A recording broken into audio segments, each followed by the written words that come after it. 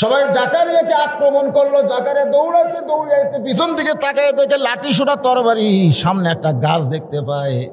জাকারিয়া কতগুলো লোকের আক্রমণ থেকে বাঁচার জন্য বলে, গাছ রে তুই একটু আমারে আশ্রয় দে। সঙ্গে সঙ্গে গাছ দুই টুকরা হয়ে গেল। জাকারিয়া গাছের মধ্যে যখন ঢুকেছে, আবার গাছটা পূর্বের আকৃতিতে ফিরে আসলো। সমস্ত লোক কয়, আমাদের সামনেই এই পর্যন্ত আইছে, আর পরে আর নাই কেন? সবাই ফিরবার চাচ্ছে যে নাই তো। ইতিমধ্যে শয়তান এসে বলতেছে, এই আছে কোথায়? বলে গাছের ভিতরে। বলে একটা মানুষ হয়ে গাছের মধ্যে কিভাবে গেল? শয়তান বলতেছে আল্লাহর নবী হলে সম্ভব। সুবহানাল্লাহ। দেখছেন শয়তান কি কায়দায় নবী বলে স্বীকার করছে। তো বলে আপনি বলতেছেন গাছের মধ্যে আমাদের বিশ্বাস হয় না। বলে জাকারিয়ার পরনে কি রঙের কাপড় দেখছে? বলে সবুজ রঙের। দেখো এই যে বের হয়ে আস, পাঞ্জাবের এই জুব্বার সামান্য অংশ গাছের এই সাইডে বের হয়ে আস। আল্লাহ বুঝাইল যে দুনিয়ার কেউ তোমাকে পুরো আশ্রয় দিতে পারে না, একমাত্র যিনি পারে তিনি কে? শয়তান বলতেছে এখন উপর দিক থেকে গাছ ছিঁড়া শুরু করো। উপর দিক থেকে গাছের উপর দিক থেকে করাত যখন মাথা পর্যন্ত আইছে, সঙ্গে সঙ্গে জাকারিয়া কান্দের বলে, আল্লাহ যে হারে গাছ চিরতেছে আমার মাথা পর্যন্ত করাত আইলো, তুমি আমার হেফাজত করো। আল্লাহ বলে, জাকারিয়া আগে কি আমি ছিলাম না? তুমি যখন গাছের কাছে আশ্রয় চাইলে তখন কি আমি ছিলাম না? বলে হ্যাঁ ছিলেন, ঠেলাত পোড়া আমার মনে নাই। ঠেলাত পোড়া কি নাই? আল্লাহ বলে তোমার তওবা হলো, তুমি সিরা তক্তা হয়ে যাবা, কিন্তু আহা উহু শব্দ করতে পারবা না। এটাই হলো জাকারিয়া নবীর তওবা। কিন্তু আমার প্রশ্ন হলো, জাকারিয়া নবীকে কেন জনগণ আক্রমণ করছে? একটাই কারণ, যে মরিয়মের পেটে বাচ্চা আইছে, এই বাচ্চা তোর মাধ্যমে। জোরে কর নাউজুবিল্লাহ। আসলে কোরআন পড়ে দেখেন জাকারিয়া কিন্তু মরিয়মের খালু ছিল। জোরে কর কি ছিল? খালু হওয়ার পরে তো পুরুষ মানুষ, সকলের বিশ্বাস মেয়ে মানুষের পেটে বাচ্চা আসে একটা পুরুষ মানুষ দিয়া। কিন্তু আমার আল্লাহ তাআলা আদমকে তৈরি করলেন বাপ মা ছাড়া, আর ঈসা নবীকে তৈরি করেছেন বাবা ছাড়া। এটা একটা কুদরত। জোরে কর সুবহানাল্লাহ। কিয়ামত পর্যন্ত আল্লাহ এই কুদরতকে আর জারি রাখবে না। কেন রাখবে না? এটা আল্লাহ দেখাইছে আর লাগবে না। এখন যদি এই যে 14ই ফেব্রুয়ারি আসবে, ছেলে মেয়েরা মিলন ঘটা, কোনো মেয়ের পেটে যদি বাচ্চা আসে, আর জনগণ যদি বলে তোর পেটের বাচ্চা কোথা থেকে আসলো, যদি মেয়েটা বলে আল্লাহ দিছে, বলে আল্লাহ দিছে, তার দলিল কি? বলে মরিয়মের পেটে যদি আল্লাহ দিবার পারে তা আমার পেটে পারে না। আপনার বলেন তো এই দলিল চলবে? কেন চলবে না? কারণ কিয়ামত পর্যন্ত স্বামী ছাড়া আর কোনো সন্তান পেটে আসবে। নবী বলেন, খাদিজা তুমি যতই কান্দো, তোমার যদি স্বামী না থাকে তাহলে আল্লাহ তোমার পেটে বাচ্চা দেবে না। খাদিজা বলে, রাসূলুল্লাহ তাহলে আপনি বলে দিলেন আল্লাহ অনেক কিছুই পারে না, এই জন্য আমি আপনার কাছে যা চাবো তা আল্লাহ দিবার পারবে না। আপনার কাছেই চাই, আপনি কি আমাদের দিবেন না? নবীর চমকে বলে, খাদিজা তাহলে আপনি আমার কাছে কি চান? বলে 1 নম্বর চাওয়া হলো গাড়ি হীরার মধ্যে যেই জুব্বা পরে আপনি 3.5 বছর সাধনা করেছেন, যেই জুব্বা পরা অবস্থায় আল্লাহর কোরআন আপনার প্রতি নাজিল হয়েছে, ওই গাড়ি হীরাতে আসার পরে ওই জুব্বাটা আপনি যত্ন করে রাইখে দিয়েছেন। ওগো আল্লাহর নবী, আমি যখন মরে যাব ওই গাড়ি হীরার জুব্বাটা আমার কাফনের কাপড় বানায়া দিবে। বাড়ি চাইছে, বাড়ি চাইছে, গাড়ি চাইছে। আর এখনকার বউ খালি স্বামী ঘুরে। এই বুড়া বাপ মায়ের সাথে আর কতদিন থাকবে? এই বুড়া বাপ মার সঙ্গে কতদিন থাকবে? চলো আমরা ভিন্ন হয়ে যাই। এরকম বউ আছে না নাই? হায় হায়। বাপার সঙ্গে থাকতে চায় না, স্বামী নিয়ে তারা ভিন্ন বাড়ি বানায়।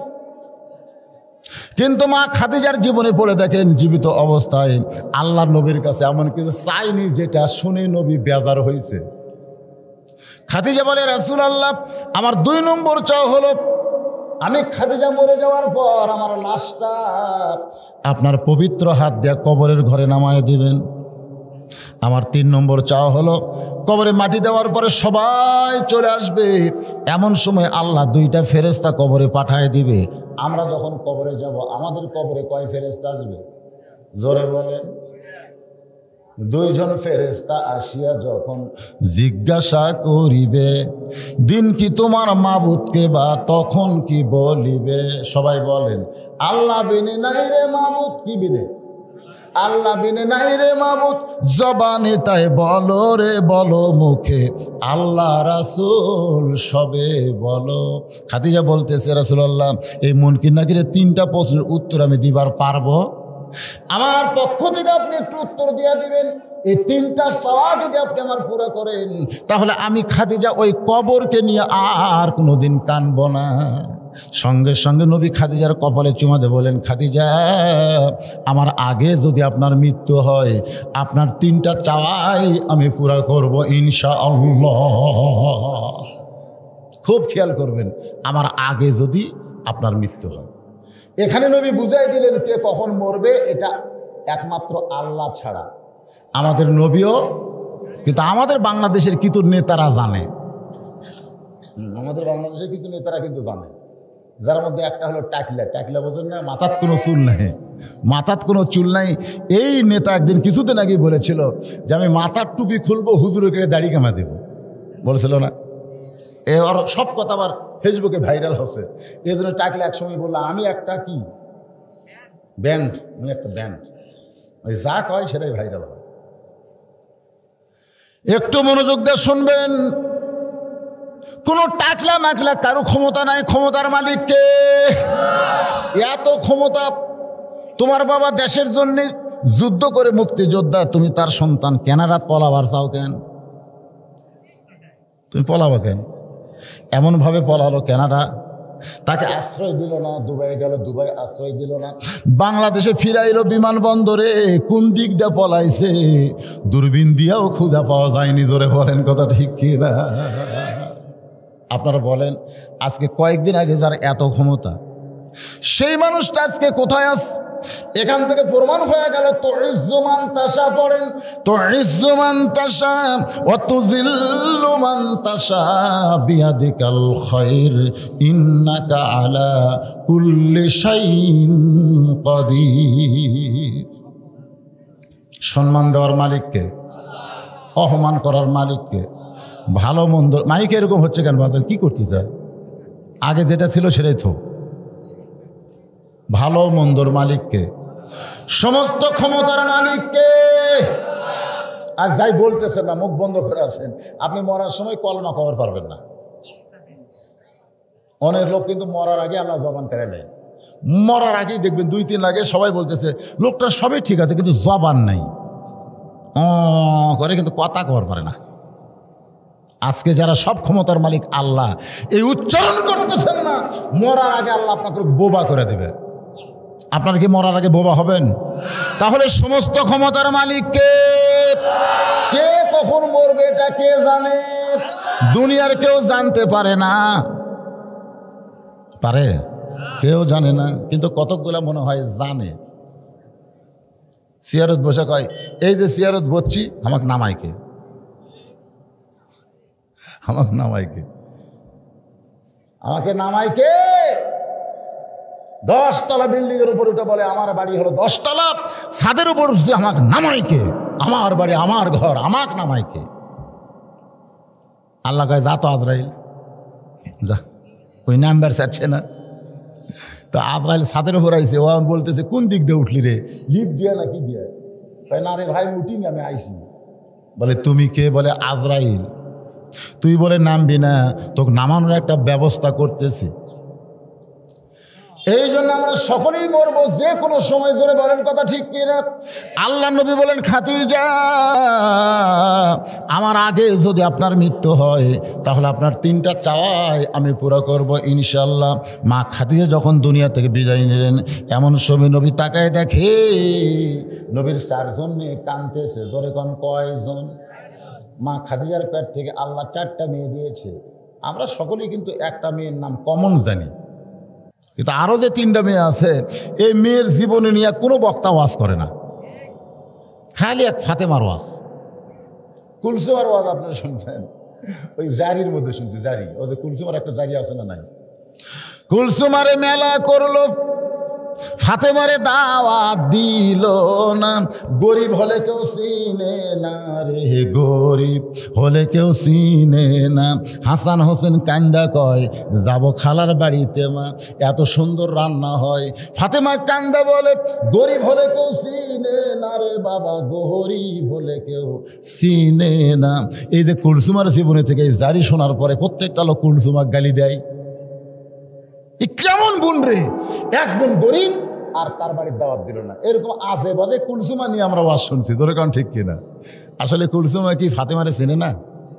আপনার কি মনে হয় কেমন চেনে? কুলসুমা ওসমান গনির কাছে বলতেছে, ওগো স্বামী, আমার ছোট বোন ফাতেমার বিয়ে হচ্ছে আলীর সঙ্গে। আপনি কি জানেন আলী সবচাইতে গরিব মানুষ? এখন আমার বোনকে বিবাহ করতে গেলে আলী যে মোহরানা আদায় করবে, আলীর মোহরানা দিবার মতন তো কিছুই নাই।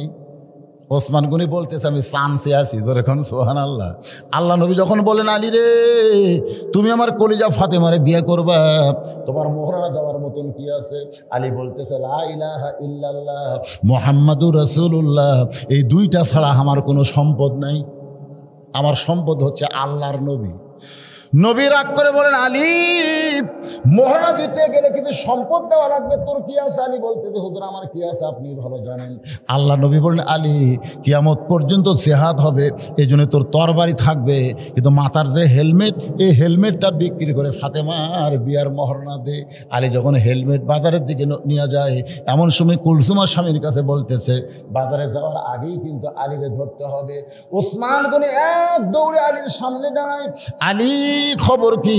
বলে এই হেলমেট নিয়ে বাজারে যায়, বিক্রি করে যেই টাকা হবে এই টাকা ফাতেমার বিয়ার মোহরানা আদায় করা হবে। ওসমান গনি বলে আলী হেলমেটের দাম কত? আলী বলতেছে দাম আমি চাইবো না, আপনি দিতে পারেন। 480 দিরহাম দিয়ে ওসমান গনি হেলমেট কেনে ক্রয় করলেন। আলী হেলমেট ওসমানের হাতে দিয়ে যখন চলে যায়, ওসমান গনি একবার তাক করে বলে আলী রে কত দিলাম, একটা বার কি গুণা দেখবা না? বলে আপনি কোনোদিন কাউরে ঠকান না। ওসমান গনি বলে একবার গুনে দেখো। গুনে 480 দিরহাম। আলী কান্দের বলে সামান্য হেলমেটের দাম কি কোনোদিন এত হয়? ওসমান গনি বলে তোমার হেলমেট তুমি ফেরত নাও। আলী বলতেছে কেন? বলে তুমি হলো আসাদুল্লাহিল গালিব, তোমার হেলমেট দুনিয়ার মাথায় দেওয়ার যোগ্যতা কারো নাই, এই জন্য তোমার হেলমেট তোমারে ফেরত দিলাম ভাই। আলী কান্দার বলে ওসমান এই বিপদের দিনে এত বড় উপকার আমারে কেন করলাম?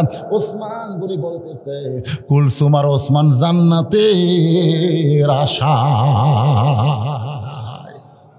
কুলসুমে আর ওসমান কিসের আশায়? আর যারা জান্নাতের আশায়, আর তারা বলে অনুষ্ঠান করছে আর আলীর বাড়ির দাওয়াত দেয়। কথা কুলসুমার মেয়ে জয়নাবের কোনো ওয়াজ শুনছেন আপনারা? নবীর একটা মেয়ের নাম কি? জয়নাব। আর একটা মেয়ের নাম হলো রোকেয়া। এই 4 জন মেয়ে কাঁদতেছে। মা মারা গেছে, মা মরে গেলে মেয়েরা কাঁদবে না? কাঁদবে না? কিন্তু 3টা মেয়ের কান্নার শব্দ শোনা যায়। কুলসুমা, রোকেয়ার, জয়নাব 3 জন কাঁদতেছে। ওই কান্না সাউন্ড বের হয়ে যাচ্ছে, কিন্তু ফাতেমার দিকে নবী তাকায় দেখে কান্দে ঠিকই, চোখ দিয়ে পানি পড়ে, কিন্তু কান্নার কোনো শব্দ নাই।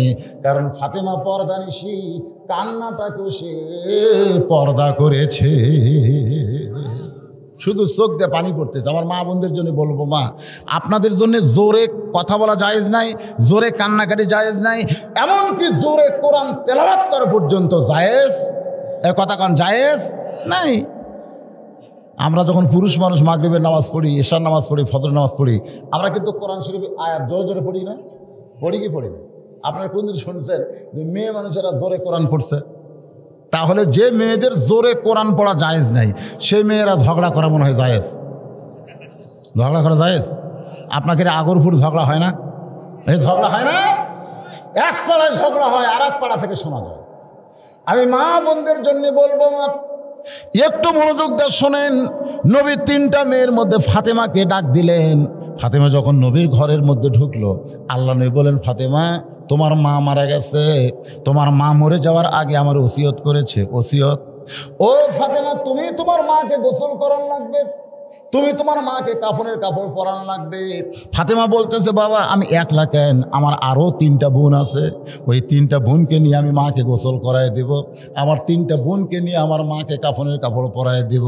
আল্লাহ নবী বলেন, ফাতেমা তোমার মা শুধু তোমার কথা বলেছে, অন্য কোনো বোনকে সঙ্গে নেওয়ার কথা বলেনি।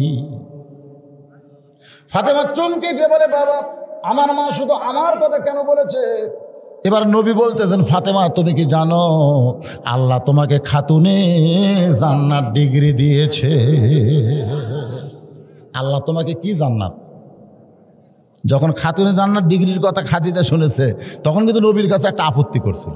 জিয়া রাসূলুল্লাহ, সর্বপ্রথম আমি ঈমান গ্রহণ করছি, সর্বোত্তম আপনাকে নবী বলে স্বীকার করছি, আমাকে আল্লাহ বাদ দিয়ে আমার মেয়েকে কেন খাতুনে জান্নাত ডিগ্রি দিল?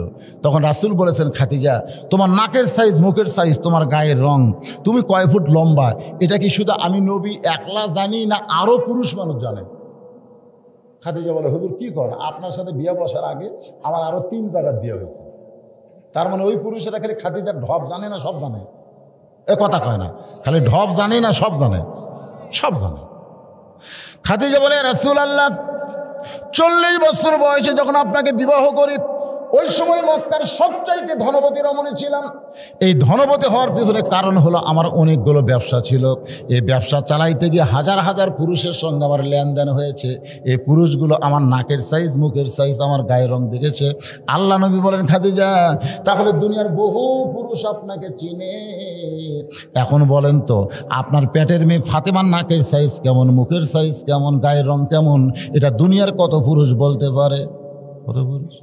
খাদিজা বলতেছে, ইয়া রাসূলুল্লাহ আমার ফাতেমা হলো পর্দানিশী, আমার ফাতেমা হলো পর্দানিশী। আল্লাহ নবী বলেন, খাদিজা তুমি তোমার ফাতেমাকে পর্দার ভিতরে জন্ম নাও দেখছো, কারণ যেদিন ফাতেমা দুনিয়াতে এসেছে ওই দিন দুনিয়াতে সূর্য ওঠে নাই। জন্মের সময় গোটা পৃথিবী ছিল অন্ধকার। বলে কারণ সুবহানাল্লাহ। এই ফাতেমা পর্দার মধ্যেই বড় হবে, এই ফাতেমা পর্দার মধ্যেই সংসার করবে। আল্লাহর নবী বলেন, খাদিজা এই ফাতেমাকে আল্লাহ পর্দার ভিতরে দাফন করবে, এমনকি ফাতেমার কবরকেও আল্লাহ কিয়ামত পর্যন্ত পর্দা করে দিবে। তখন খাদিজা বললেন, ইয়া রাসূলুল্লাহ তাহলে ফাতেমা যদি আমাকে গোসল করায় দেয়, আর হাতের পরশ পাইলে আল্লাহ বরকত দিবে? সুবহানাল্লাহ কোন। আপনারা বলেন তো পর্দানিশী মেয়ের হাতে বরকত কম না বেশি? কদ্দুর বরকত? আপনাদের ঘরত আছে তো? যাদের বউ পর্দানিশী আপনারা দেখবেন খালি বরকত, খালি বরকত। এই বাংলাদেশে একটা মাছ কিন্তু পর্দার মধ্যে থাকে, সে মাছের নাম হলো ইলিশ মাছ। যেরকম নাম কি? কোন নদীর জন্ম হয়? নদীর নামও পর্দা। আবার ওখানে যখন মাছ ধরে, মাছ ধরার পরে বগুড়া মাছ নিয়ে আসবে, তখন কিন্তু ওই কার্টুন করে। কার্টুন কার্টুন কীভাবে করে আপনারা দেখছেন? আগে কার্টুনের মধ্যে বরফ দেয়, আগে কার্টুনের মধ্যে কাগজ বিছাই, পলিথিন বিছাই, পলিথিন বিছানোর পরে বরফ দেয়, তারপর ইলিশ মাছ দিয়ে, তারপর আবার বরফ দেয়, তারপর পলিথিন দিয়ে পেঁচ মারে। হাই রে পর্দার হাই। তো এই 10 কার্টুন ইলিশ মাছ নিয়ে বগুড়াইছে, কিন্তু ভুল করে 1 কার্টুনে বরফ দেয়নি, খালি পলিথিন দিয়ে পেঁচাত হচ্ছে। বগুড়া এসে যে 10 কার্টুন ইলিশ খুলেছে এই যারা মাছ বেছে, 1 কার্টুনে এই যে বরফ পর্দা না থাকার কারণে খালি খোলা মাত্রই চারিদিক থেকে মাছি ভন ভন ভন করে আসতেছে। মাছি কিন্তু দাওয়াত দেওয়া লাগে না, প্রত্যেকটা মাছি খালি গান গাচ্ছে, সুন্দর নারী দেখলে পরে আমার দিল দেওয়ানা করে ওইলে ওইলে ওইলে। মাছির একটা গান আছে না, যে কোন জায়গার যে খারাপ মাছিগুলো আসছিল, যেই কার্টুন খুলেছে আর সাথে সাথে ভঁ ভঁ করে উড়াইছে। এখন ইলিশের দুর্গন্ধ গোটা এলাকার মধ্যে ছড়ে গেছে। যারা ইলিশ কেনার জন্য ফত্তানি বগুড়া বাজার আইছে, তারা সকলেই বলতেছে ইলিশ পচে গেছে, ইলিশের ধার দিয়ে যাওয়া যাচ্ছে না। আপনারা বলেন তো ইলিশ কি সব পচিছে? কয় কার্টুন? 10 কার্টুনের মধ্যে 9 কার্টুন ভালো আছে, 1 কার্টুন পচে গেছে। আর এই 1 কার্টুন পচার কারণে সমস্ত লোক বলতেছে ইলিশের ধার দিয়ে যাওয়া যাচ্ছে না, ইলিশ পচে গেছে। আজকে বাংলাদেশের সব নারী খারাপ না, 2-1টা বেপরদা নারীর কারণে নারী জাতির দুর্নাম হচ্ছে। জোরে কোন কথা ঠিক কিনা? এক পরিমণির কারণে গোটা বাংলাদেশের নারী জাতির বদনাম, এক পরীর কারণে। পরী পচে গেছে, তাই বলে কি সবাই পচেছে? কিন্তু বাংলাদেশের হুজুকা বাঙালিদের সব ইলিশ পচে গেছে। এখন 9 কার্টুনওয়ালা বলতেছে আমাকে ইলিশ পর্দানিশী ভালো ইলিশ, আর তোর বেপরদার কারণে জনগণ বলতে সব পচে গেছে। এই কি করবি কর, আমরা কিন্তু বেড়াই মারব তো। তখন বলতে যে ভাই শুধুমাত্র বড় পর্দা না থাকার কারণে আমার ইলিশ পচে গেছে, আজকে তোমাদের ইলিশ ফিরিয়ে দেবো, তোমরা একটু নিয়ে যাও, তাও হক বাঁচাও ভাই। এই 9 জন চেহারে গরম হয়ে গেছে, এই পচা ইলিশ নিয়ে তো আমি বাইরেও যাবার পারবো না, আর এখানে রাখলে এদেরও বেচা হচ্ছে না। আমি যদি ইলিশ না বেড়া যাই জনগণ হাত পিটাই মারবি, যে দুর্গন্ধ। যেই ফিরিয়ে দিবার চাইছে জনগণ বলতেছে ফ্রি ইলিশ কেন খাবো, পচা পচা ইলিশ ফ্রি খাবো না। তখন 9 জন বলতেছে তুই ফ্রি দিলেও চলবে না, এবার হুন্ডা দিবার চা, মোটর সাইকেল দিবার চা। মানে 1 কেজি ইলিশ ফ্রি, তার সাথে 1 সের সরিষার তেল ফ্রি। 1 কেজি ইলিশও ফ্রি, তার সঙ্গে কি তেল, সরিষার তেলও ফ্রি। বাঁচা লাগবে তো। আজকে আমাদের বাপ মা যাদের বেপরদা নারী, তাদের বিয়ে দেওয়ার সময় মোটর সাইকেল দেয়, 1 লাখ টাকা দেয়, 2 লাখ টাকা দেয়, তারপরে মেয়েটাকে বিয়ে দেয়। কারণ কি, ওর মেয়ে পচে গেছে। আজকে যদি মেয়েরা পর্দার মধ্যে থাকতো, টাকা দিয়ে বিয়ে করা লাগতো না, ছেলেরা উপযুক্ত টাকা দিয়ে মহনা দিয়ে তাকে বিয়ে করতো। জোরে কোন কথা ঠিক কিনা? আমি নিজের চোখে দেখছি ভাই। যখন মক্কা থেকে আমি তাইফে যাচ্ছিলাম, তাইফে, মক্কা থেকে তাইফ হলো অনেক দূর। আমি মক্কার একজন আমিরের ছেলের গাড়িতে উঠলাম। আমিরের ছেলে, আমির বোঝেন, যাদের কোটি কোটি টাকা ব্যাংকে থাকে তারা হয় মক্কার আমির, আর তারই ছেলে হচ্ছে গাড়ির ড্রাইভার। কথা প্রসঙ্গে জানতে পারলাম, বাবা তুমি এত ধনী মানুষের ছেলে গাড়ি চালাও কেন? তখন বলে হুজুর আমি বিয়ে করবো। আমি বিয়ে করবো, বাবার কাছে কইলাম। বাবা বলতেছে তুই যে বিয়ে করবি মহারানা, তুই যে বিয়ে করবি তার মহারানার খবর কি? আমার টাকা দিয়া তোর বইয়ের মহারানা দিলে হবি না রে। তোর বিয়ে করবার গেলে অন্তত মহারানার টাকাটা তো কামাই করা লাগবে। তা আমি বাবার মাইক্রো নিয়ে এরকম ভাড়া খাটাই, আমার টাকা হয়ে গেছে পুরো, আর 1-8 বছর গাড়ি চালাইলে মহারানার টাকা যেই হবে আমি তখন বিয়ে করব। দোয়া করেন। দেখছেন সৌদি আরবের একটা ছেলে মহারানার টাকা জোগাড় করার জন্য কষ্ট করতেছে, আর বাংলাদেশের ছেলেরা খালি বিয়ের বয়স হলেই তারা 4G মোবাইল নিয়ে 3 মাথা 4 মাথা ঘুরতেছে। খালি বিয়ের বয়স হলেই যদি বলা হয় সারাদিন ঘুরিস, তোর বাপ অটো ভ্যান চালায়, তোর শরম নাই? তোর মোবাইলের দাম কত? কয় 22,000। কিন্তু 22,000 টাকার মোবাইল নিয়ে ঘুরিস, তোর শরম নাই? তোর বাপ ভ্যান চালায়। তখন বলে হুজুর আপনি এত রাগ করছেন কেন? গত বছর এক মেয়ের বাপ 1.5 লাখ করছে, গত বছরই করছে। এবার ধরছি 2 লাখ হতে পারে। আমি চোখ বন্ধ করে চিন্তা করলাম, এটা কোন দেশ রে? প্রত্যেকটা যুবকের দাম কুরবানি আড়িয়ার মতন বাড়তিছে। ধরে কোন কথা ঠিক কিনা? আজকে নারীরা বেপরদা হওয়ার কারণে, ইলিশের মধ্যে কি নাই, বরফ না থাকার কারণে বলতেছে ইলিশও ফ্রি, এর সঙ্গে 1 কেজি সরষের তেলও ফ্রি। তখন খরিদ্দার হচ্ছে 3 ধরনের। ধরে কোন কয় ধরনের? একজন খরিদ্দার বলতেছে আগে যাইনি, তেলের লোভে পচা ইলিশ নিব না, কারণ পচা ইলিশ যে ব্যাগের মধ্যে রাখবো, ওই ব্যাগের মধ্যে যত কিছু থাকবে সব নষ্ট হয়ে যাবে। ধরে কোন কথা ঠিক কিনা? বেপরদা নারী যদি আপনি বাড়ির মধ্যে তোলেন, ওই গোটা বাড়ি নষ্ট হয়ে যাবে। বলতেছে না, তেলের লোভে আমি মাছ নেব না। এরা হলো 1 নম্বর। আর আরেক ধরনের খরিদ্দার বলতেছে যেখানে 1 কেজি ইলিশ পাওয়া যাচ্ছে, 1 কেজি তেল পাওয়া যাচ্ছে, সেখানে ইলিশ পচা ফেলে দেবো, তেল নিয়ে বাড়ির যাবো। ইলিশ পচা কি করবো? ফেলে দেবো, তেল নিয়ে বাড়ির যাবো। আর 3 নম্বর খরিদ্দার বলতেছে 1 কেজি তেল দিয়ে পচা ইলিশ খাওয়া যাবি রে, চেষ্টা করলে খাওয়া যাবি রে, অখাওয়ার যাচ্ছে। আজকে বাংলাদেশে অনেক ছেলেরা টাকার লোভে বেপরদা নারীকে বিয়ে করতেছে না, এরা হলো 1 নম্বর। ধরে কোন কথা ঠিক কিনা? না রে ভাই, এই পচা মেয়ে বিয়ে করে আমার গোটা বাড়ি নষ্ট কর্ম দরকার নাই। আর একদল ছেলেরা বলতেছে তেলটা নিমো, মালয়েশিয়ার যাবো, লাত্তি দিয়ে তালাক দেবো, শালাকলে কে শোনা করে। মানে শ্বশুরের টাকা নিতে মালয়েশিয়ার চলে গেছে, বউ থসে, ওখান থেকে ডিভোর্স লেটার পাঠিয়ে দিতে, তুই এখন বিয়ে ক্লিয়ার খা। আর এক দল খাওয়ার দল কোনো মতে খাইতেছে, ওই বইয়ের টাকা নিয়ে ডিমান্ড নিয়ে সংসার করতেছে। এই সংসারের মধ্যে কোনো শান্তি নাই, কথায় কথায় আগুন জ্বলতেছে। ধরে কোন ঠিক কিনা? আমার মায়েরা যারা পর্দার অন্তরালে একটু মনোযোগ দিয়ে শুনবেন। নবী বললেন ফাতেমা, তোমার মা ওসিয়ত করেছে তোমার মাকে তুমি গোসল করাও, তোমার মারে তুমি কাফনের কাপড় পরাও। এবার ফাতেমা একা একা খাদিজাতুল কুবরাকে গোসল করাতে গেলেন। গোসল করানোর পরে ফাতেমা ঘরের মধ্যে এসে বলতেছে, বাবা এখন আমার মাকে কাফনের কাপড় পরাতে হবে, কাফনের কাপড় আমাকে দেন। সঙ্গে সঙ্গে নবী ওই জুব্বাখানা, যেই জুব্বা পরা অবস্থায় ফেরেশতা জিবরাইল নবীর সঙ্গে কোলাকুলি করেছে, যেই জুব্বা পরা অবস্থায় কোরআনের 5টা আয়াত আল্লাহ নাজিল করেছে, হয়েছে। কয় আয়াত? তার মধ্যে প্রথম আয়াত কি? প্রথম আয়াত হলো, দেখেন আপনারা যারা এখানে বসে আছেন ভাইজান, এই যে আমার ভাই খবর দিল কত খরচ হয়েছে, কত আছে, এটার একটা রিপোর্ট দিল না। আমি কিন্তু কান ফেলা শুনলাম, কুরবানি ঈদত দিছে 4,000 টাকা বোনাস। কয় হাজার? 4,000 টাকা বোনাস দিছে পারে। কয়জন না কয়জন দিছে? 3 জনক দিছে 4,000। আর একটা প্রাইমারি মাস্টার কত বোনাস আছে আপনি জানেন? এটা কি? এটা কি? এটা প্রাইমারি, এটা সরকারি। হ্যাঁ হ্যাঁ। আর এটা মাদ্রাসা।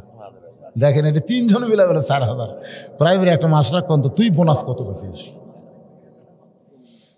একদম একদম ঘোরানোর সাথে ঢাকঢোলক ঝাঁদর বাজে এই মিথ্যা শিক্ষা দিয়ে 30,000 টাকা বোনাস পায়। ধরে খান কথা ঠিক কেনা। আর এরা জালিকাল কিতাব বলে আড়াই ভাবে হুদালিল মুত্তাকিন, 3 জন মিলে 4 পাচ্ছে 4। আপনারা বলেন তো, এই প্রাইমারি মাস্টার আর মাদ্রাসার হুজুর এর কি বাজার কি আলাদা না একই বাজার? একই বাজার। তাহলে চিন্তা করে দেখেন এটা কোন দেশ? সবচাইতে বড় বিপদ হলো বাংলা ইংরেজির দাম হলো, আল্লাহর কোরআনের মূল্যায়ন হলো না। এইরকম পরিবেশে আমাদেরকে বেশি বেশি ইন্না লিল্লাহ বলা দরকার। ধরে কর কথা ঠিক কিনা? এটা হলো সবচাইতে বড় বিপদ। একই জায়গায় একজন মাস গেলে 40,000 টাকা বেতন পায়, একই জায়গায় একজন মাস গেলে 6-7 হাজার টাকা পায়। অথচ আল্লাহ রাসূল বলেছেন, খায়রুকুম মান তাআল্লামাল কুরআনা ওয়া আল্লামাহ। ওই ব্যক্তি হলো পৃথিবীর সবচাইতে সম্মানী এবং দামি, যে কোরআন শিখেছে এবং অপরে কোরআনের শিক্ষা দেয়। সুবহানাল্লাহ কবেন না? প্রথম শব্দই হচ্ছে ইকরা। ইকরা মানে কি? পড়ুন। আল্লাহ নবী মনে হয় সঙ্গে সঙ্গে পড়ছে নাকি? নবীকে যখন বলেছে ইকরা পড়ুন, আল্লাহ নবী পড়েন নাই। আবার জিবরাইল বলতেছে পড়ুন, নবী পড়েন নাই। আবার যখন জিবরাইল পড়ার জন্য হা করছে, কেবল বলতেছে এইরকম বলতেই আল্লাহ নবী বলতেছে আনা বেকারি, আমি পড়বো না, আমি পড়বো না, আমি পড়তে পারি না। উনিকে ব্যাখ্যা করতে আমি পড়তে পারি না। আসলে ব্যাখ্যা হলো নবী বলেছেন আমি পড়বো না। জিবরাইল বলতেছে হুজুর কেন পড়বেন না? নবী বললেন, জিবরাইল তুমি পড়তে বললেই পড়বো, তুমি পড়তে বললেই পড়বো, এমন ছাত্র আমি না। আগে জানতে হবে পড়ে লাভ কি, আগে জানা লাগবে এটা পড়ে আমার লাভ কি। আজকে আপনি জানবেন না, একদম বাগডম ঘোরানোর সাথে ঢাকঢোলক ঝাঁদর বাজে, এটা পড়ে আমার লাভ কি। আর ইকরা বিইসমি রাব্বিকাল্লাযী খলাক, এইটা পড়ে আমার লাভ কি।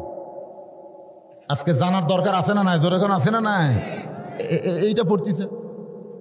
আমার এক ক্লাস 2 এর ছাত্র ভাসতে হয় গ্রাম সম্পর্কে। এর আগেও আপনাদের কইছি, পেশাব দিয়ে 40 লিখছে, এরকম ডান্ডি ধরে আগে লিখছে, ঘুরেচ্ছে, পেশাব করতেছে আর ওরা ঘুরেচ্ছে, ঘুরে আগে লিখছে 4, পরে দিছে 0, পরে কি দিছে 0 দিছে। আমি মারছে দৌড়, আমি দৌড়ে দিয়ে সামনে গিয়ে বললাম, এই বেটা এই পেশাব দিয়ে কি করলি? চাচা দোয়া করবেন, আজকে পেশাব কম দিকে 40 লিখছে, যেদিন বেশি হবে 100 লেখো, চান্সে আছি 1 লেখা 2 0 দেওয়া যায় কিনা। আমি ওখানে কোন স্কুলে পড়ি? প্রাইমারি পড়ি। তো প্রাইমারি স্যার তোকে শেখায়নি কীভাবে পেশাব করা লাগে? আসলে আমরা মাদ্রাসা করছি, তো মাদ্রাসার কোনো ছাত্র ভর্তি হলেই যদি 6 বছর 7 বছর হয়, হুজুর কিন্তু আগে কায়দা দেয় না, আগে পেশাব করাবার যায়। আগে পেশাব শিখ, তারপরে পড়া। আমি নিজে দেখছি, যা বলতেছে এই ভাই বসা লাগবে, 2 হাঁটু যান না পারে। আমরা তো অনেক সময় পেশাব করার সময় 2 হাঁটু বের করি, জোরে কোন কথা ঠিক করে। হাঁটু বোঝেন না? হাঁটু বার করার ফরজ তরক করে কবিরা গুনে। তো এইরকম করে নিজ দিকে গোছাচ্ছে, ছাড় দেখাচ্ছে, হুজুর দেখাচ্ছে, এই গোছা, আরে ওটা ধর। 6 বছরের বাচ্চা, অসুবিধা কি? উপরে চামড়া এরকম ধর, নিচকারটার সাথে না দেখা থাকে, এরকম পড়ছে মার, উঁচের থেকে নিচে যায়, ঠিক আছে। এটা যখন শেষ হয়ে গেল, তারপর 3টা কাজ দিবি, দেওয়ার পরে এই যে ঢিলা দিবি, নাই টয়লেট দিবি, তারপরে পানি খরচ করবি, তারপরে ওযু করবি, তারপরে কায়দা ধরবি। সুবহানাল্লাহ কবেন না? তার মানে কি বোঝা গেল? লা ইয়ামুসুহু ইল্লাল মুতাহহারুন, স্পর্শই করা যাবে না যতক্ষণ তুমি পবিত্র না হবে। বাজান গো, 5টা আয়াত নাজিল হয়েছে, ফেরেশতা জিবরাইল নবীকে বুকের মধ্যে চাইপা ধরছে। সেই জুব্বা, জোরে বলেন কি জুব্বা? সেই জুব্বাটা নবী বের করে ফাতেমার সামনে দিয়ে বলে, মা এই জুব্বাটা তোমার মাকে কাফনের কাপড় পরাইয়া দাও। ফাতেমা ছোট বাচ্চার মতন কান্দের বলে, বাবা ও বাবা, মা মরে যাওয়ার সঙ্গে সঙ্গে কি আপনি মাকে ভুলে গেলেন? বাবা গো, আমি মায়ের কাছে গল্প শুনেছি, আমার মা যখন পৃথিবীর সবচাইতে ধনী ওই সময় আপনি মায়ের রাখাল ছিলেন, আপনাকে রাখাল থেকে আমার মা স্বামী বানাইছে। আজকে আমার সেই ধনী মা মারা গেছে, মক্কার দোকানে কি নতুন কোনো কাপড় নাই? মক্কার দোকানের নতুন কোনো কাপড় না দিয়ে পুরাতন জুব্বা আমার মারে কেন দেন গো বাবা? আপনি আমার মাকে ভুলে গেলেও আমি কিন্তু আমার মাকে ভুলি নাই, কারণ যে মেয়েটা সবসময় মায়ের কাছে থাকতো সেই মেয়েটার নাম হলো ফাতেমা। সবসময় যে মেয়েরা সবসময় মায়ের কাছে থাকে, মায়ের জীবনের বহু গল্প কিন্তু সেই মেয়ের জানে। একদিন খাদিজা বলতে, ফাতেমা আর বিয়ার খবর জানো? আমি গল্প, মা বেটির মধ্যে গল্প হচ্ছে, কি গল্প শেষ। এখন বলতে, মা তুমি আমার বিয়ার খবর জানো? ফাতেমা বলতেছে, মা আপনার যখন বিয়া হয়েছিল তখন কোথায় ছিল? একটা খবর জানবার গেলে তো থাকা যাবে, তো আমার মনেই নেই রে, তোমার তো তখন জন্মই হয়নি। এইরকম খবর কিন্তু আল্লাহ নবীকে দিয়েছে। আলাম তারা কাইফা ফাআলা রাব্বুকা বিআসহাবিল ফিল, আপনি কি হস্তি বাহিনীকে দেখছেন? নবী বলতেছে, আল্লাহ যখন হস্তি বাহিনী কাবা আক্রমণ করলো তখন আমি কোথায় ছিলাম? আল্লাহ কয় আপনার জন্মই হয়নি, তো জন্ম না হলে দেখবো কেমনে? আসলে আল্লাহ ভুল করছে, তাই ভুল কয় নাই। মানে হস্তি বাহিনীর ঘটনাটা এত, যেরকম এখনকার ছেলেরা বয়স হচ্ছে 18, একদিন আমাকে বলতে, হুজুর আপনি রাজাকার নাকি? আমি বললাম, কেন? তাহলে আপনি স্বাধীনতার পক্ষে না বিপক্ষে? আমি বলে, এই শালা তোর বয়স কত? তোর বয়স কত? তো হচ্ছে 22 বছর। 22 বছরে তুই কি, তুই স্বাধীনতার কি বুঝিস? না বুঝলে কি হবে, শুনে শুনে বিশ্বাস হয়ে গেল। আরে পাগলা, তো যা শুনেছে তুই তাই বিশ্বাস করছিস। আমরা হুজুরেরা কোনোদিন স্বাধীনতার বিরুদ্ধে না। মাথার টুপি মুখর দাড়ি দেখলি আমরা রাজাকার? কি কর আমরা রাজাকার? ও যা বুঝাইছে ওই তাই বুঝিছে। কিভাবে বুঝিছে? ওই যে হুমায়ুন ফরিদি আর এটিএম শামসুজ্জামান, এই দুই শয়তান, এই দুই শয়তান নাটকে রাজাকারের পাঠ করছে, মাথার টুপি দিয়ে মুখর দাড়ি করে, মুখটা এইরকম হুঁইয়া দাড়ি করে। ওই দুই শয়তান মেয়ে মানুষ দেখলি, মাথার টুপি মুখর দাড়ি, মেয়ে মানুষ চোখ টুপি মারতেছে। ওই নাটক দেখে দেখে কয়, ও আপনারা বলেন তো, এই দুই শয়তান কি হুজুর? এটিএম কি হুজুর? হুমায়ুন ফরিদি কি হুজুর? কিন্তু শালারা হুজুর সাজে আমাকে বদনাম করছে। তোর কোন কথা ঠিক? এইটা দেখে দেখে ওরা এখন হামা করে, আপনি কি রাজাকার? স্বাধীনতার যুদ্ধের গল্প শুনতে শুনতে এখন অনেক যুবকেরা মনে করে আমরা দেখছি। তোমরা দেখো নাই বাবান, তোমাদের যা শোনানো হয় তোমরা তাই শুনতেছ। এবার খাদিজাতুল কুবরা বলে, ফাতেমা আমার তো মনেই নাই। ফাতেমা বলতেছে, মা আপনি যখন বিয়ের কথা বলতেছেন আমি না দেখলেও আপনার মুখে শুনতে চাই। এবার খাদিজা বলতেছে, ও ফাতেমা, তোমার বাবার সঙ্গে যখন আমার বিয়ে হয় তখন তোমার বাবা আমার বাড়িতে রাখালি করত। যেই বলছে তোমার বাবার সঙ্গে যখন আমার বিয়ে হয় তখন তোমার বাবা আমার বাড়িতে রাখালি করত। সঙ্গে সঙ্গে ফাতেমা দৌড়ে এসে খাদিজার মুখ টিপে ধরে বলে, মা খবরদার আমার বাবা সম্পর্কে এমন বাজে কথা বলবেন না, আমার বাবা রাখাল। এই কথা আপনি কেমনে বলতে পারেন?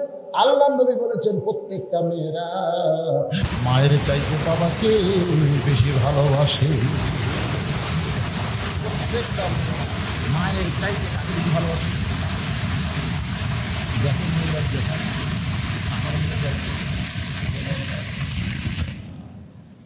সেইরকম একেবারে পাকান টাকান পুরি টুরি ভাজা দিছে। 10 মিনিট না হতে চা দিছে, 15 মিনিট না হতে আবার করছে, আব্বা খান, আর আসবো না, আর আসবো না। এইরকম খালি মানুষ বাঁচবি। হ্যাঁ হ্যাঁ। তারপরে যখন আপনি বলতেছেন বিকালে যাবো, মেয়েটা কান্দের কয় না, আব্বা একটা রাত থাকেন, আব্বা একটা রাত। না মা অনেক কাজ কাম আছে, যাওয়া লাগে। যে আপনি বিকালবেলা রওনা দিলেন, দেখবেন আপনার মেয়েটা কিন্তু আপনার পিছনে পিছনে আসতেছে। একসময় আপনি বললেন, মা তুই থাক, তুই আমার পিছনে কত দূরে যাবি। আপনি থামায় দিয়েছেন, হাঁটতেছেন, বারবার পিছন দিকে তাকায় দেখেন আপনার মেয়েটা বারবার চোখের পানি মুছতেছে। আবার কবে আসবেন বাবা, আবার কবে আসবেন বলে দেন।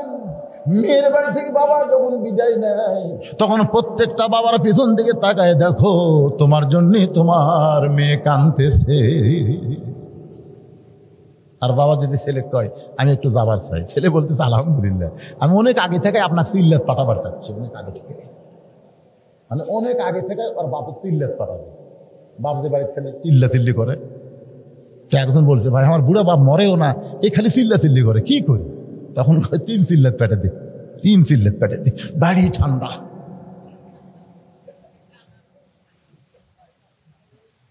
তো 3 চিল্লাত পেটে দিতে বাবু, বাবক বলতে চলেন আগে থুয়েছে, আগে থুয়েছে। বাপক আগে থুয়ে বাড়িতে এসে বলতেছে আজ থেকে বাড়ি ঝামেলা মুক্ত হয়ে গেল, বুড়ি আর নাই।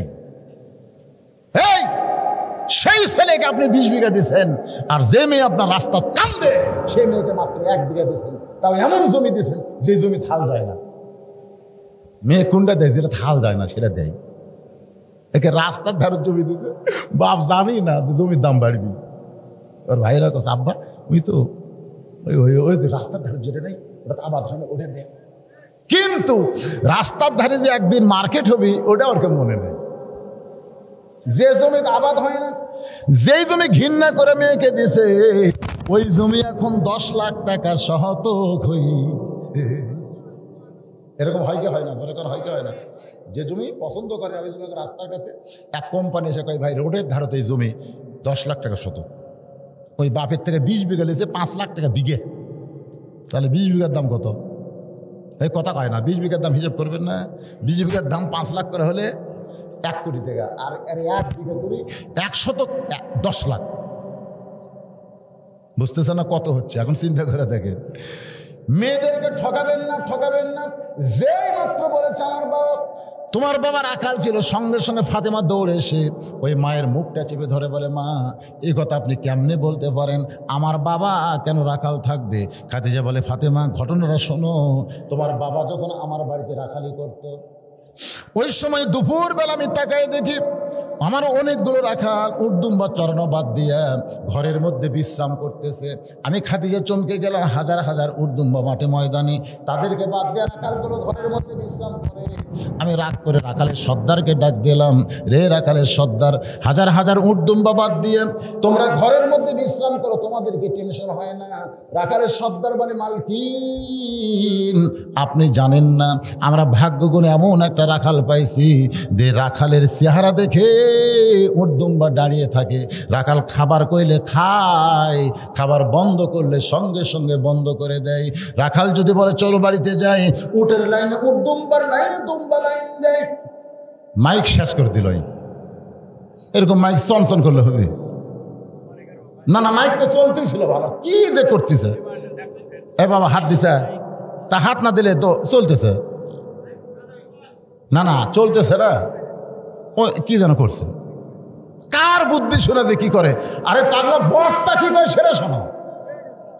শ্রোতার কথা মতো মাইক ঠিক করা যাবে না তো। আমি যে 1 ঘন্টা ধরে ওয়াজ করতেছি, আমি একটা বারও কইছি? একবারও কইনি, কিন্তু এখন হাত দিছে।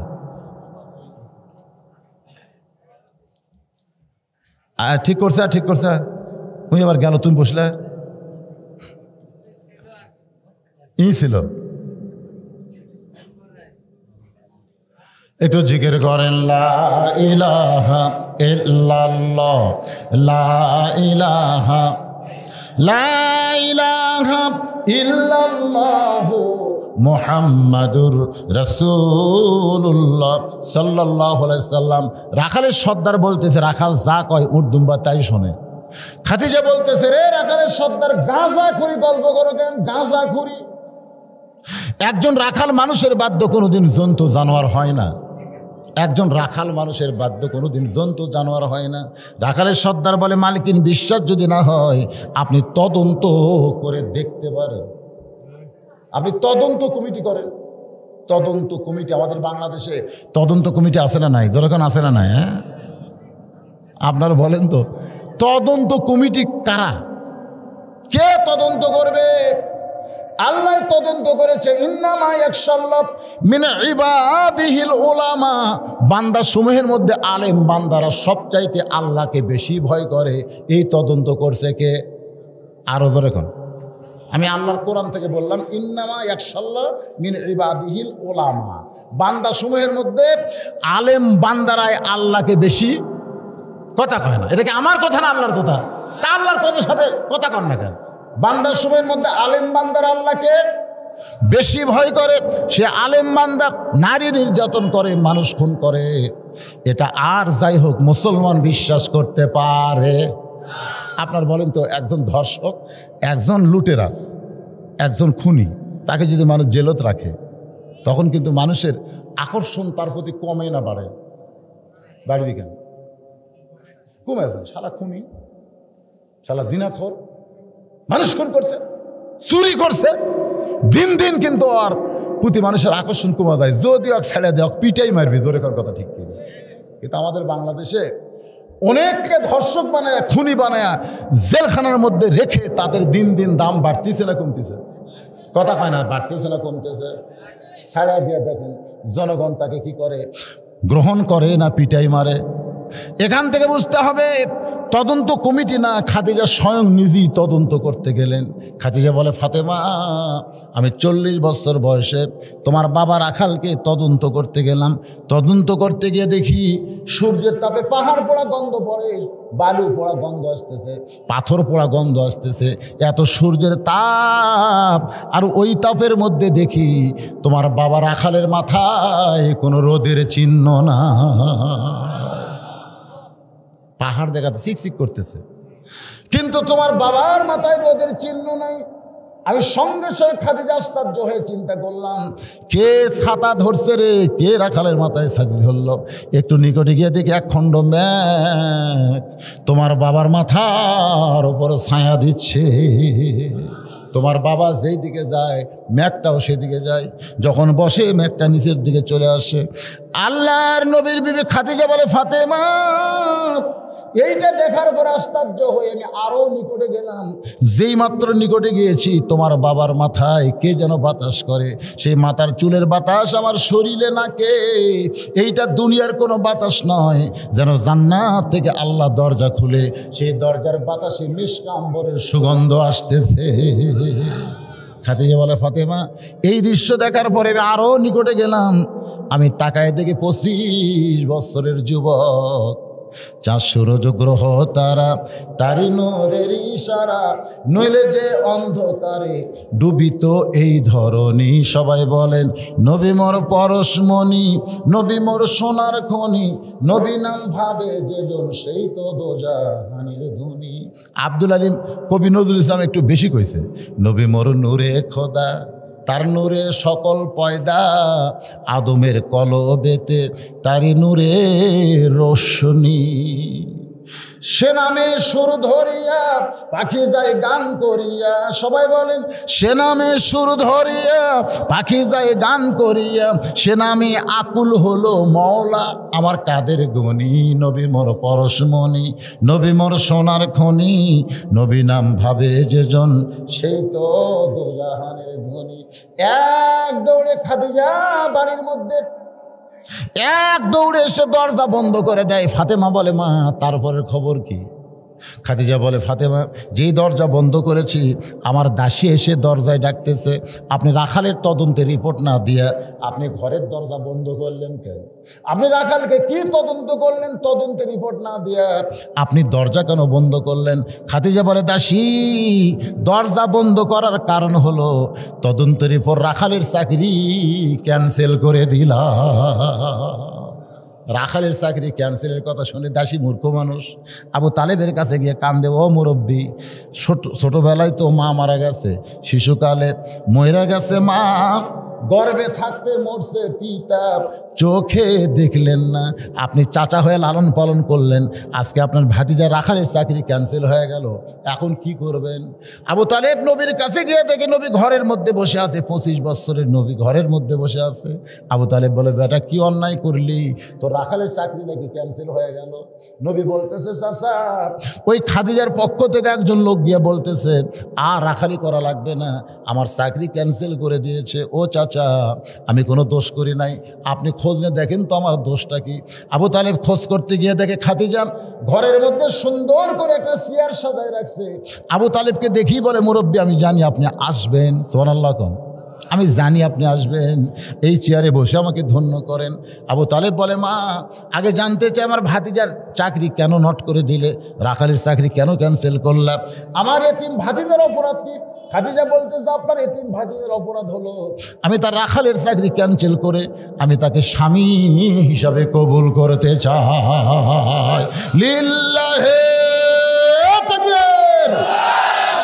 তার অপরাধ হলো আমি তাকে রাখালের চাকরি ক্যান্সেল করে স্বামী হিসাবে গ্রহণ করতে চাই। আবু তালেব বলে, মা এইটা কেমন কথা বলতেছো? মক্কার কত ধনী ধনী নেতারা, আবু জেহেল, উতবা, সাইবা, মক্কার আবু সুফিয়ান, তারা তোমাকে বিয়ার প্রস্তাব দিছে, তোমার এত সম্পদ এত কিছু, আর তুমি তাদের বিয়াকে নট করে দিলে। তুমি এক সময় বললে আমি আর বিয়া বসবো না, আজকে আমার এতিমরে বিয়া করলে গোটা মক্কার মধ্যে শোরগোল পড়ে যাবে। খাদিজা বলতেছে, ও মুরব্বী, মক্কার মধ্যে শোরগোল বললে কি হবে, আমার কলিজার মধ্যে আবার বিয়ার ফুল ফুটেছে। নবী বলেন, ফাতেমা তোমার বাবার সঙ্গে আমার বিয়া হলো, বিয়া হওয়ার পরেই মক্কার প্রত্যেকটা নেতারা আমার বিরুদ্ধে কি করলো, সমালোচনা শুরু করলো। আবু জেহেল বলতে যে খাদিজা নষ্ট হয়ে গেছে, খাদিজার জীবন শেষ হয়ে গেল। খাদিজা এত বড় ভুল কেন করলো? আমরা এত ধনী ধনী নেতা থাকতে খাদিজা আমাদেরকে বাদ দিয়া একটা এতিম অনাথকে বিয়া করলো, রাখালকে বিয়া করলো। এমন কথা যখন খাদিজার দুর্নাম চলতেছে গোটা মক্কায়, এমন সময় খাদিজা মক্কার নেতাদেরকে বলতেছো, নেতারা বাহিরে কথা না বলে ঘরের মধ্যে বলো, তোমরা বাহিরে কথা না বলে ঘরের মধ্যে বলো। সমস্ত নেতাদেরকে দাওয়াত দেওয়া হলো। খাদিজা বলতে যে, ফাতেমা ঘরের মধ্যে সমস্ত নেতারা যখন বসে গেছে, এমন সময় নেতারাই বলা বলি করতেছে। খাদিজা হয়তো তার ভুল বুঝতে পেরে আজকে এতিমকে তালাক দিয়ে আমাদের মধ্যে কাউকে পছন্দ করে বিয়ে করবে। সবাই যখন বলা বলি করতেছে, আমি তখন তাদের মাঝখানে দাঁড়ায় বললাম, রে মক্কার নেতারা, তোমরা বলা বলি করতেছে আমি ঠকে গেছি, আমি নাকি নষ্ট হয়ে গেছি, আমি ঠকে গেলাম কেমনে, নষ্ট হলাম কেমনে? সমস্ত নেতারা বলতেছে, তুমি আমাদেরকে বাদ দিয়া ওই এতিম অনাথকে, গরিবকে বিয়ে করলা, আর আমরা এত বড় ধনী নেতা থাকতে। খাদিজা বলতেছে, নেতারা আমি ঠকলাম না জিতলাম, এইটা তোমাদের পরীক্ষা করার জন্য 3টা প্রশ্ন করব। 1 নম্বর প্রশ্ন হলো, তোমাদের কাছে জানতে চাই আমার বংশের দাম বেশি না আব্দুল্লাহর এতিম পোলার বংশের দাম বেশি? এটা কি দিয়েছেন বাবা?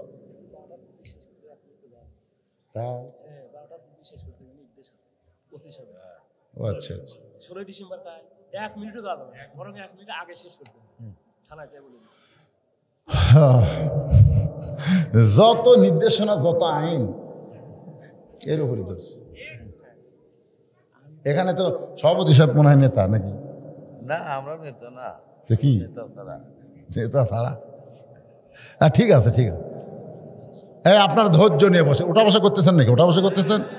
1 নম্বর প্রশ্ন হলো নেতাদের কাছে খাতিদার। 1 নম্বর প্রশ্ন হলো, তোমরা বলো আমার বংশের দাম বেশি না আব্দুল্লাহর এতিম পোলার বংশের দাম বেশি? তোমরা চিন্তা করে দেখো।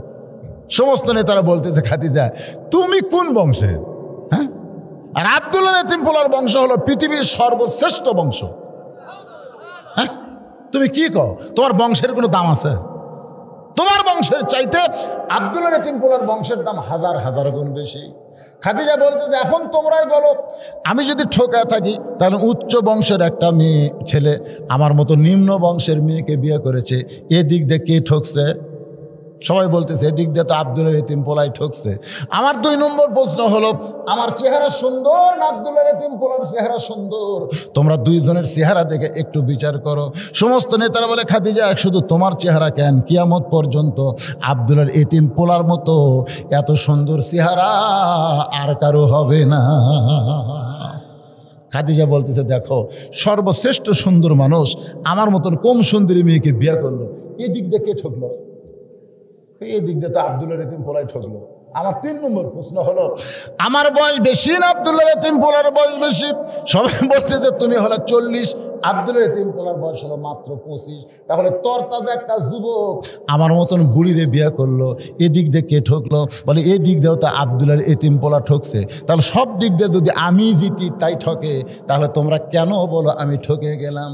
আবু জেহেল বলতেছে, তোমার মতন এত ধনী এমন এতিম গরিবকে বিয়ে করার কারণেই তুমি ঠকে গেলে। খাদিজা বলতেছে, এটাই যদি তোমাদের ঠকা জিতার কথা হয়, তাহলে এই মুহূর্তে আমার যত সম্পদ আছে আমি সব আব্দুল্লাহর এতিম পোলার পায়ে দিয়ে দিলাম। এখন আমি হলাম ফকুন্নি আর আব্দুল্লাহর এতিম পোলা হলো সব চাইতে ধনী। হুজুর আপনি ইচ্ছা করলে আমাকে রাখতেও পারেন, আমি ফকুন্নি হই। সুবহানাল্লাহ, সব দিয়ে দিয়েছে, সব দিয়ে দিয়েছে। ফাতেমা কান্দের বলে, বাবা যেই মার কাছে আমি গল্প শুনেছি গোটা মক্কার সবচাইতে ধনী মহিলা, আজকে সেই মা মারা গেল আর আপনি একটা নতুন কাপড় না দিয়া এই পুরাতন জুব্বা দিচ্ছেন। বাবা আল্লাহ নবী বলেন, ফাতেমা আমি তোমার মাকে নতুন কাপড় দিবার পারতাম, কিন্তু তোমার মা তো নতুন কাপড় চাইনি মা, এই জুব্বাটাই আমার কাছে চাইছে। এই জুব্বার বিশেষত্ব হলো, এই জুব্বা দুনিয়ার সাধারণ কোনো জুব্বা নয়, এই জুব্বার সঙ্গে আল্লাহর কোরআনের সম্পর্ক রয়েছে। লিল্লাহে তাকবীর। কোরআনের সম্পর্ক যার সাথে থাকে তার দাম কম না বেশি? আমি ওয়াজ করতে আপনাদের বলেছি, একই গাছের কাঠ দিয়ে 3টা জিনিস বানাচ্ছে, একটা হলো সোফা, একটা খাট, আর একটা হলো রেহাল। একই গাছের কাঠ দিয়ে কয়টা বানাচ্ছে? রেহাল কিন্তু বানাবার চাইনি, কাঠ বাঁচিয়েছে তো বলতেছে এটা কুড়িয়া খামো। তখন মিস্ত্রি বলতেছে, না ভাই এই মেহগনি গাছের কাঠ কুড়বা কেন? বলে এটা যে কী হবে, সামান্য কাঠ। হচ্ছে দাম নেবো না ভাই, আমি বানিয়ে দিই সওয়াবের আশায়। তখন চুম করছে, কে রে খাট বানানোর সময় সওয়াবের কথা বলো না, সোফা বানানোর সময় টাকা গুনা নিল, আর এটা বানাবি সওয়াবের আশায়। কি বানাবেন ভাই সওয়াবের আশায়? আপনি কি বানাবেন? বলে আমি একটা রেহাল বানিয়ে দিই। তোমার বাড়িতে কোরআন শরীফ নাই, ওই কোরআন শরীফ থোয়ার রেহাল বানিয়ে দিই। এখন আপনারা বলেন, খাটের দাম বেশি, সোফার দাম বেশি না রেহালের দাম বেশি? রেহালের দাম বেশি হওয়ার কারণ হলো রেহালের সঙ্গে আল্লাহর কোরআনের সম্পর্ক আছে। রেহাল একদিন কোরআন শরীফ লিবার যায়, ফট করে রেহাল মাটিতে পড়ছে ওর পায়ের কাছে, ওই রেহাল তুলে 3বার চুমা দিয়ে থুচ্ছে। তখন রেহাল বলতেছে, কে রে খাট, এই একই গাছের মধ্যে আমাকে জন্ম, তোর কোনোদিন লাগতে, তুই কি কোনোদিন পায়ের সাথে ঠেকিস? খাট খায় কি কর ভাই, আমাকে লাগতে পারতি প্রতিদিন কয়বার হুস নাই। কে রে সোফা, তোর খবর কি? আমাকে তো খালি লাগতে লাগতে চুমা খায়, পাগলা চুমিয়া খাচ্ছে, কিন্তু আমি পায়ে পড়ার সাথেই আমাকে চুমা খেলো, কারণ কি? খাট আর সোফা কান্দার বলে রেহাল, আমাদের সম্পর্ক হলো মানুষের সাথে, আর তোমার সম্পর্ক হলো আল্লাহর কোরআনের সাথে। তাহলে আল্লাহর কোরআনের সাথে সম্পর্ক করলে তাদের দাম কম না বেশি? এই মুহূর্তে যদি আপনাদেরকে বলি, আল্লাহর কোরআনের সঙ্গে সম্পর্ক করার জন্য আমার সভাপতি সাহেব কয় টাকা দিচ্ছেন?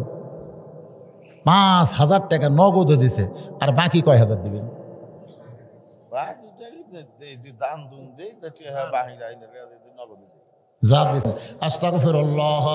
আগামীকাল আজকে রাত 12টার পরে যে দিনটা আসতেছে, নাম কি?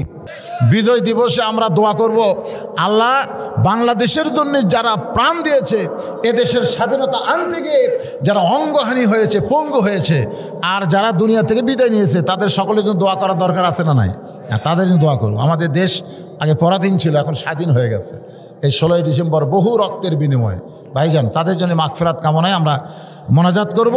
এই জন্য সকলে ইস্তেগফার পড়েন, আস্তাগফিরুল্লাহ রব্বি মিন কুল্লি জামবি ওয়া তুবু ইলাইহি, আস্তাগফিরুল্লাহ রব্বি মিন কুল্লি জামবি ওয়া তুবু ইলাইহি, লা হাওলা পড়েন, লা হাওলা ওয়ালা কুওয়াতা ইল্লা বিল্লাহিল আলিয়্যিল আযীম।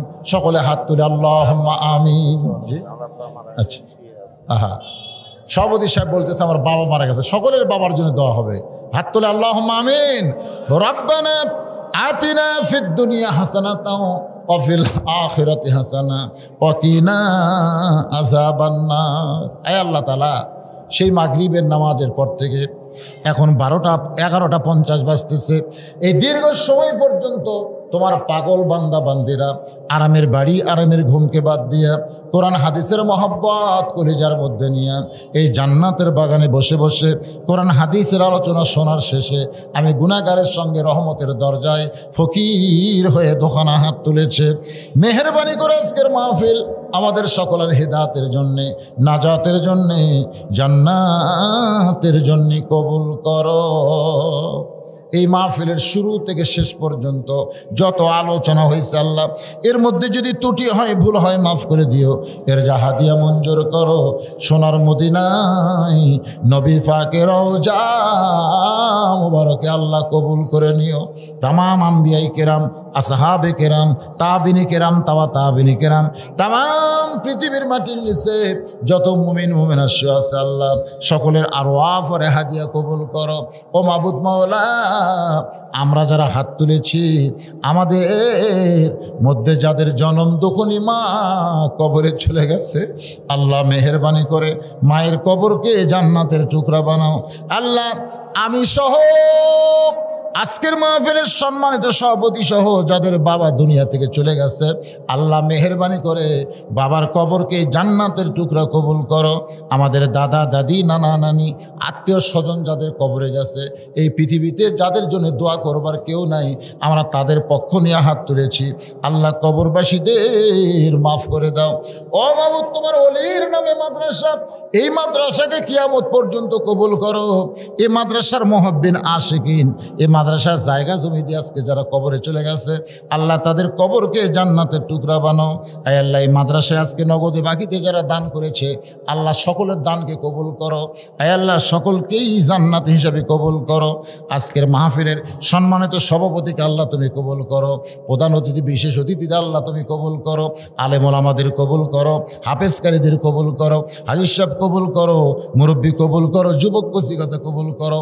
পর্দার অন্তরালে আমার মা বোনেরা আবিদা সালিহা পর্দানিশী কবুল করে মা ফাতেমার চরিত্র দান করো।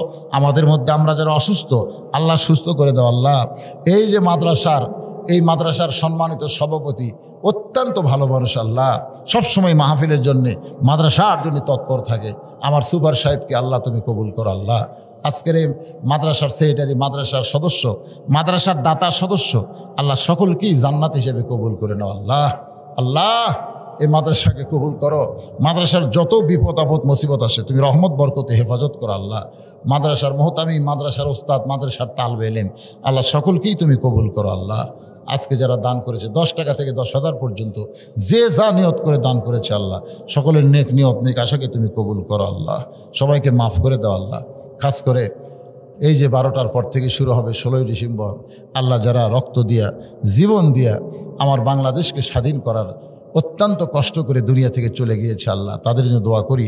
আল্লাহ তাদের কবরকে জান্নাত বানায় দাও। আল্লাহ, যারা পঙ্গু অসহায় মুক্তিযোদ্ধা যারা, আল্লাহ তাদের সকলকে আল্লাহ তুমি কবুল করো। আমাদের দেশের সার্বভৌমত্বকে আল্লাহ তুমি হেফাজত করো। আল্লাহ, আমরা যেন আবার গোলামিতে ফিরে না যাই, কেউ যেন আমাদের কোনো দেশের গোলাম না বানায়। আল্লাহ, তুমি আমাদের সেই স্বাধীনতা দান করে দাও। সুবহানা রাব্বিকা রাব্বিল ইজ্জাতি আম্মা ইয়াসিফুন ওয়া সালামুন আলাল মুরসালিন ওয়ালহামদুলিল্লাহি রাব্বিল আলামিন। ওয়াজাল আখিরা কালামিনা ইনদাল মাউতি লা ইলাহা ইল্লাল্লাহু মুহাম্মাদুর রাসূলুল্লাহ সাল্লাল্লাহু আলাইহি ওয়াসাল্লাম। আসসালামু আলাইকুম ওয়া রাহমাতুল্লাহ।